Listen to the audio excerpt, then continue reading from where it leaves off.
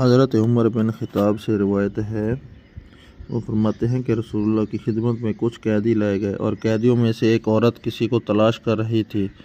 اس نے قیدیوں میں اپنے بچے کو پایا، اس نے اسے اٹھا کر اپنے پیٹ سے لگایا اور اسے دودھ پلانا شروع کر دیا۔ تو رسول اللہ صلی اللہ علیہ وآلہ وسلم نے ہمیں فرمایا، تمہارا کیا خیال ہے کہ یہ عورت اپنے بچے کو آگ میں ڈال دے گی؟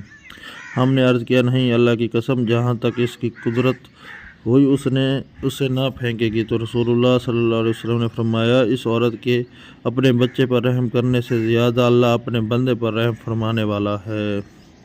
ایک اور روایت میں ہے کہ حضرت ابو ہریرہ سے کہ رسول اللہ صلی اللہ علیہ وآلہ وسلم نے فرمایا، اگر مومن کو پورا علم ہو جائے کہ اللہ کا عذاب کتنا ہے تو کوئی بھی اس کی جنت کا لالچ نہ کرتا، اور اگر کوئی کافر جان لیتا کہ اللہ کے پاس رحمت کتنی ہے تو کوئی جنت سے نا امید نہ ہوتا۔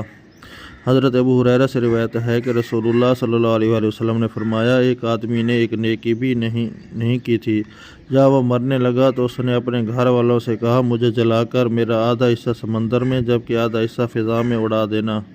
اللہ کی قسم، اگر اللہ اسے عذاب دے گا تو ایسا سخت عذاب دے گا کہ جہان والوں میں سے کسی کو بھی ایسا عذاب نہ ہوا ہوگا۔